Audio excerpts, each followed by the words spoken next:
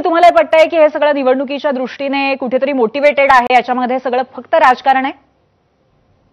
नाही, कधीतरी असं नेहमीच आम्हाला वाटतं, कधीतरी नाही नेहमीच वाटतं. कारण मनोज जरांगे यांचं आंदोलन दर निवडणुकीच्या आधीच कसं काय होतं? म्हणजे लोकसभा निवडणुकीच्या आधी झालं, विधानसभा निवडणुकीच्या आधी झालं आणि स्थानिक स्वराज्य संस्थेच्या निवडणुका आधी. म्हणजे आम्ही कायम भाषणात असं म्हणत असतो की बाबा समाज में बहुत तणाव है क्या, पता करो कहीं चुनाव है क्या. मृणालजी, मी तुम्हाला थांबवतो. या राज्यामध्ये दर महिन्याला निवडणूक आहे. कृपया मराठा समाज आंदोलन हे निवडणुकीसाठी नाही. हे जे नेते मंडळीकडून वक्तव्य होतं हे मनोज जरांगेंचं बोलतोय. विनोदजी, मी मनोज जरांगेंचं बोलतोय. आणि लोकसभा आणि विधानसभा 5 वर्षात एकच झालेले आहेत. आणि स्थानिक स्वराज्य संस्था गेले 4 वर्ष झालेले नाहीयेत महाराष्ट्रामध्ये. तर ठीक आहे, मी माझा मुद्दा मांडतो. भुजबळ साहेबांनी जे मुद्दे मांडलेले आहेत आणि इतर ओबीसी नेते जे मुद्दे मांडत आहेत ते व्यवस्थितपणे खोडून कुणी काढत नाहीये. आमचा मुळात प्रश्न हा आहे ना की कास्ट सर्टिफिकेट देण्यासाठी एक ऍक्ट होता, त्याचे एसओपी होते, त्याचे रूल्स होते. जर त्या ह्यानी कास्ट सर्टिफिकेट निघत नसेल तर नवीन रूल्स काढण्याची गरज पडली काय? एससी समाजासाठी तुम्ही केले नाही, एसटी समाजासाठी केले नाही, व्हीजेएनटी साठी केले नाही, एसबीसी साठी केले नाही, ओबीसी साठी विशेष केले नाही. मग फक्त मराठा समाजासाठी वेगळी नियमावली करण्याची गरज काय? बरं, हे सुचवलं कुणी बरं का? ओबीसीची जी उपसमिती आहे त्यांनी सुचवलं नाही.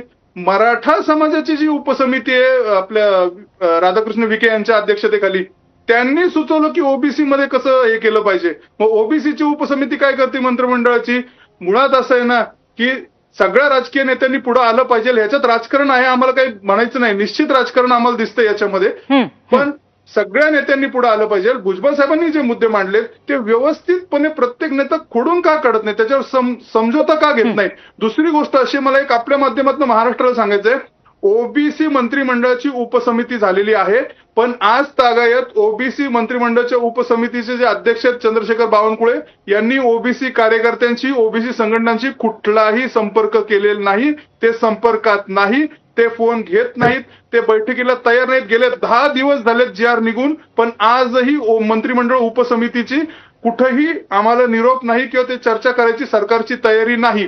जर बरोबर, मला असं वाटतं जे आता बोलतायत मृणाल ढोले पाटील, त्या अनुषंगाने विनोदजी तुम्ही जी पहिली तुमची प्रतिक्रिया दिलेली होती त्या जी आर नंतर, त्या प्रतिक्रियेमध्येच या सगळ्याचं कुठेतरी उत्तर दडलेलं आहे असं मला वाटतंय. मी परत एकदा सांगतो, मी स्पष्टपणे सांगतो की आमचं आंदोलन हे निवडणूक डोळ्यासमोरून ठेवून नाही. आमचं आंदोलन काय, शिक्षण व नोकरी. जी आर ज्या नंतर आला किंवा काल एसओपी, आरोप आपल्यावर नाही. ऐका ना, आपण एक मिनिट ऐका. काल जो जी आर आला किंवा काल जी एसओपी आली त्याच्यामध्ये स्पष्टपणे सांगण्यात आलेलं आहे ज्यांच्याकडे पुरावे असतील अशांना ते देण्यात येईल. आणि हे जे मृणालजी संदर्भ सांगताय की शपथपत्र द्यायचं, गृह चौकशीची पद्धत ही जुनी आहे, याच्यामध्ये नवीन नाही. फक्त याच्यामध्ये सुस्पष्टता यावी यामुळे सरकारने काढलेला हा परिपत्रक आहे. प्रश्न असा आहे की ओबीसी समाजाची जे काय तुम्ही सांगितली समिती त्या ठिकाणी, तुमचा आरोप नक्की कोणावर आहे? नाही, माझा आरोप तर सरकारवरच आहे. आणि विनोदजी फक्त आपल्याला सांगतो की गृह चौकशी व्हिजिलन्स रिपोर्टची आता गरज नाहीये. कृषी अधिकारी, तलाठी हे सगळे ठरवणार आहेत, तो रिपोर्ट देणार आहेत. त्यामुळे एक जे पोलीस खातं जे चौकशी करायचं, गृह खातं जे चौकशी करायची त्याची आता गरज राहिली नाहीये.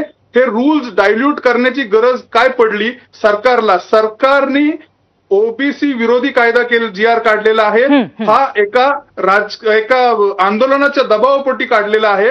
आणि याच्यामध्ये सरकारने ओबीसीची फसवणूक केलेलीच आहे. मराठा समाजाची फसवणूक केली का नाही ते बघणं आहे.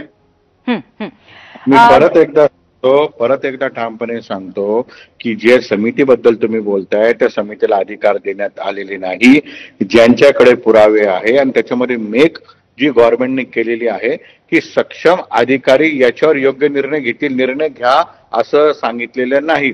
त्यामुळे ही जी आरडाओरड चाललेली आहे, तुम्ही एखाद्या मोठ्या विधी तज्ञांचा संपर्क करा आणि त्यांच्याकडून रायटिंग मध्ये ओपिनियन घ्या आणि विचारा की ऍफिडेव्हिट दिल्यावर सर्टिफिकेट मिळतं का. त्यामुळे जे घडलेलं नाही त्याच्यावर राज्य